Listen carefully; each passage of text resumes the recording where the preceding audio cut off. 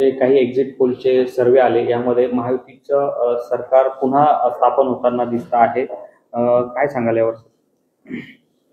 मला असंच वाटतंय का 3-4 कंपन्यांचे जे काही एक्झिट पोल आले त्याच्यामध्ये 3 कंपन्या ज्या आहेत ज्यांचा आपण नावाजलेला उल्लेख करता येईल, त्यांनी महायुतीच्या बाजूने कौल दिलेला आहे की यांचं सरकार बंद आहे.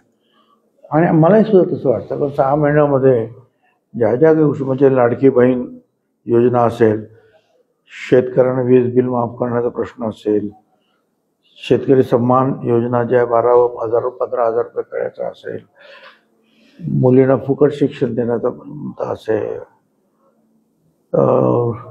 शेतकऱ्यांना 1 रुपया फक्त घेऊन आपण 10 लाख रुपये पीक विमा दिलेला आहे,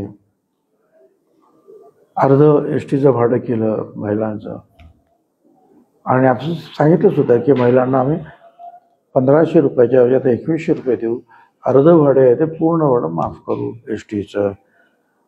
आमचे जे वृद्ध जो आहे आपला गट तो सुद्धा मोठा आहे, आणि त्यांना सुद्धा आपण सांगितलं की तुम्हाला 12,000 रुपये मिळतात महिन्याचे वर्षाचे, तर ते आम्ही 15,000 रुपये करू. आणखी म्हणजे असेच जे सगळ्यांना जे आहे आपण काही गोष्टी अंमलात आणलेल्या आहेत. विकास काम सुद्धा भरपूर मोठ्या प्रमाणावर जिकडे तिकडे झालं. समृद्धी मार्ग असेल, मुंबईमधले आपण पाहिलेले जे आहे अनेक जे आहेत ते टनेल्स वगैरे जे काही केले त्यातून फार सुधारणा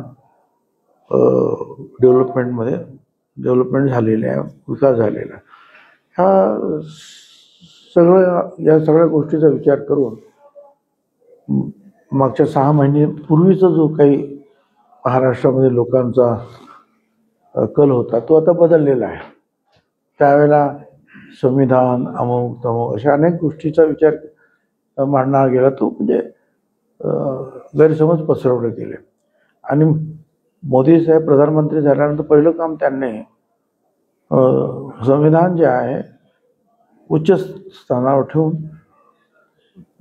त्याला नमस्कार ठेवून त्याच्यावर डोकं ठेवून सांगितलं की ह्या संविधानाला जगात कोणी बदलू शकत नाही.